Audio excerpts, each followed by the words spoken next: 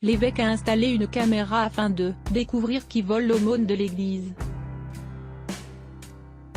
Cependant, il a été choqué de voir que c'était l'évêque Charles, lui-même qui avait installé cette caméra pour démasquer le voleur.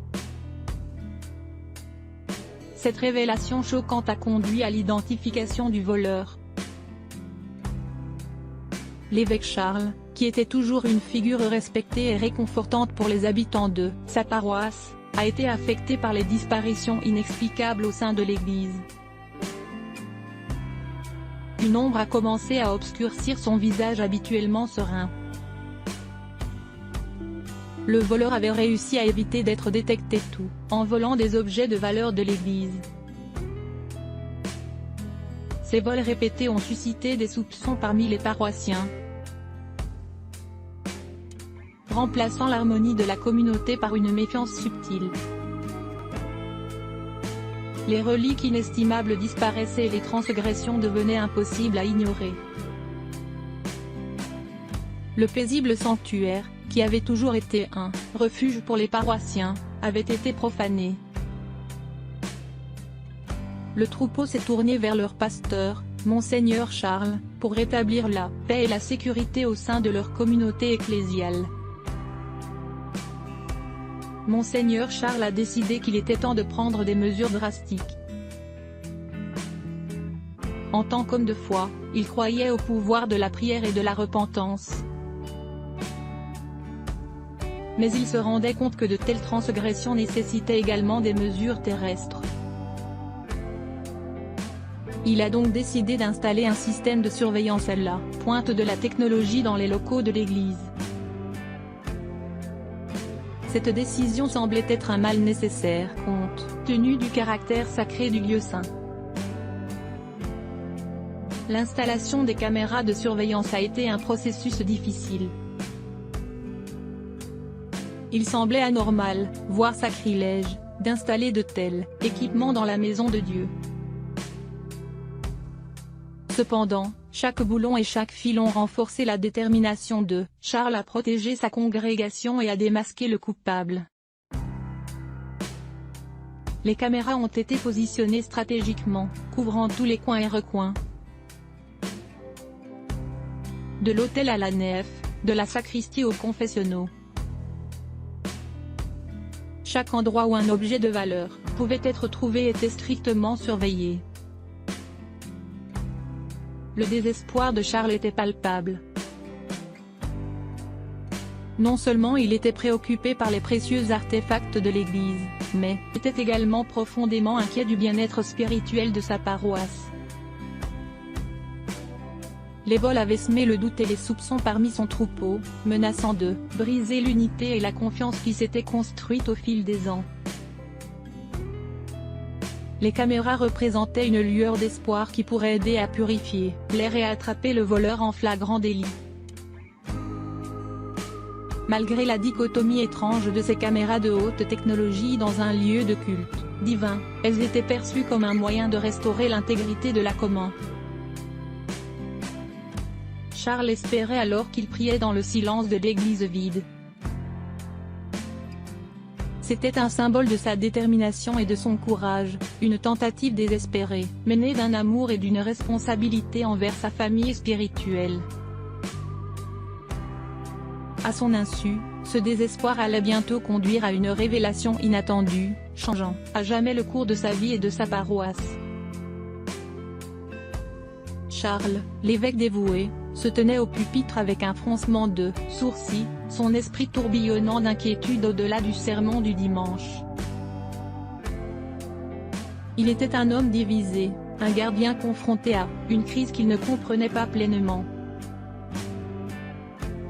Ce qu'il n'a pas reconnu, c'est qu'il était l'architecte, même du chaos qui sévissait maintenant dans l'Église.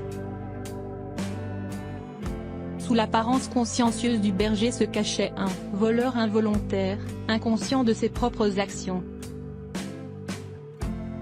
Hanté par les vols continus, Charles commença à interroger ses paroissiens à chaque réunion, cherchant tout signe de culpabilité parmi son troupeau. Le berger autrefois compatissant était maintenant devenu un inquisiteur involontaire, attisant les flammes, de la suspicion et de la tension au sein de la communauté. Il interrogea Madame O'Brien, dont la famille fréquentait l'église depuis des générations, mais qui était étrangement absente lors d'un des vols.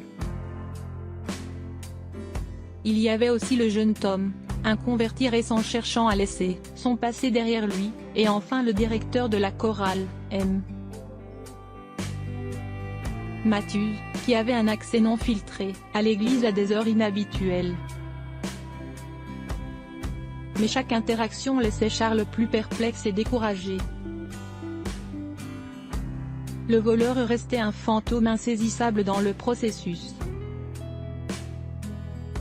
À son insu, l'évêque Charles favorisait lentement un environnement de malaise et de méfiance au sein de la congrégation. Les paroissiens autrefois joyeux et ouverts commençaient à se lasser et à se refermer.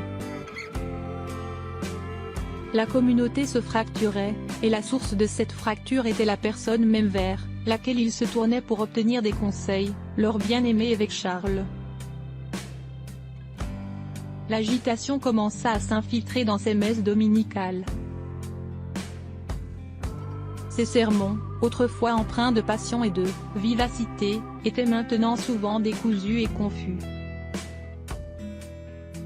Les paroissiens remarquaient les changements subtils dans son comportement, son regard distant, ses pauses distraites et ses tâtonnements avec les versets qu'ils connaissaient par cœur. Leur berger semblait perdu dans une tempête que lui seul pouvait percevoir, et il ne pouvait s'empêcher de partager son malaise. Son esprit était une mer turbulente de confusion et de culpabilité, l'œil de la tempête centré autour du mystère non résolu des vols. La sérénité qui emplissait autrefois ses prières avait été remplacée par une répétition constante des crimes, chaque détail s'inscrit. La révélation choquante que l'intrus masqué dans l'église était en réalité lui-même, l'évêque Charles. Le voile de l'ignorance se déchira brutalement, révélant la vérité effrayante qu'il était à la fois le voleur et l'enquêteur, pris au piège dans un labyrinthe de sa propre création. Les souvenirs refoulés remontaient à la surface de sa conscience. Il se rappela la frustration et le désespoir qui l'avaient poussé à installer les caméras de surveillance, croyant qu'elles révéleraient le coupable qui souillait l'église. Mais il ne pouvait pas se résoudre à accepter que le voleur puisse être, lui-même, une vérité qu'il avait inconsciemment cachée au plus profond de lui. Le chaos qui régnait maintenant dans la paroisse était le reflet de sa propre confusion et de sa culpabilité refoulée. Les paroissiens, autrefois unis et confiants, étaient maintenant divisés et méfiants envers leur cher évêque. Charles se rendait compte qu'il avait semé les graines de la discorde et de la suspicion parmi ceux qu'il était censé guider et protéger. Le poids de la révélation s'abattit sur lui avec une force écrasante. Il était à la fois le Minotaure, le tourmenté Thésée et l'architecte du labyrinthe. La tempête intérieure qu'il avait ignorée avait finalement éclaté, emportant avec elle son sentiment de sérénité et de foi. Dans le silence de l'église vide, Charles se sentit submergé par la douleur et le regret. Il comprit maintenant que la véritable rédemption ne viendrait pas de la résolution de l'enquête, mais de la confrontation de sa propre nature troublée et de son repentir sincère. L'évêque Charles, autrefois une figure de respect et de réconfort, devait maintenant faire face à son propre démon intérieur. Il se tourna vers la seule force qui pouvait lui offrir une lueur d'espoir dans l'obscurité qui l'entourait, sa foi. Avec humilité, il se prosterna devant l'autel, priant pour le pardon et la guidance. Le chemin vers la rédemption serait long et ardu, mais Charles était déterminé à reconstruire la confiance et l'harmonie au sein de sa paroisse. Il devrait commencer par révéler la vérité aux paroissiens, accepter les conséquences de ses actes et travailler inlassable pour restaurer leur foi en lui et en l'Église. L'histoire de l'évêque Charles était devenue une leçon d'humilité et de rédemption, rappelant à tous que, même ceux qui étaient censés guider les autres pouvaient être confrontés à leurs propres démons. Mais dans la confrontation de ces ténèbres intérieures, il y avait la possibilité de trouver la lumière et la rédemption. Charles était pris au piège entre l'incrédulité et la douleur. Comment avait-il pu être à ce point déconnecté de ses propres actions? Son somnambulisme avait pris le contrôle de lui, transformant son subconscient en voleur qui opérait dans l'ombre. La trahison envers sa propre paroisse était insupportable, et il comprenait maintenant les conséquences de ses actes. La révélation de son état de somnambulisme d'enfance avait remué de vieux souvenirs oubliés. Son esprit avait trouvé un moyen de réveiller cette facette sombre de lui-même, de libérer le voleur qui se cachait en lui. Les actions commises dans son sommeil étaient en contradiction avec tout ce en quoi il croyait en tant qu'évêque et berger de sa communauté. La culpabilité le submergeait alors qu'il réalisait l'étendue des dommages qu'il avait causés. Les paroissiens, qui avaient placé leur confiance en lui, étaient maintenant plongés dans un océan de méfiance et de tristesse. Il avait trahi leur confiance et avait semé la discorde parmi eux. Charles devait maintenant affronter la vérité et les conséquences de ses actes. Il devait se tourner vers sa foi pour trouver la force de se repentir et de réparer les torts qu'il avait causés. Il devait faire face à paroisse et avouer la vérité, reconnaissant ses erreurs et cherchant leur pardon. La route vers la rédemption serait longue et difficile. Mais Charles était déterminé à faire amende honorable. Il devait non seulement se guérir lui-même, mais aussi reconstruire la confiance brisée de sa paroisse. Il savait que cela nécessiterait du temps, de la patience et de la sincérité, mais il était prêt à faire tout ce qui était en son pouvoir pour restaurer l'harmonie au sein de sa communauté. Dans l'adversité, Charles avait trouvé une leçon profonde sur la nature de l'ombre et de la lumière en lui-même. Il avait réalisé que même les figures les plus respectées pouvaient être tourmentées par leurs propres démons intérieurs. Mais c'était dans la confrontation de ces démons et dans la recherche de la rédemption que la véritable transformation pouvait se produire.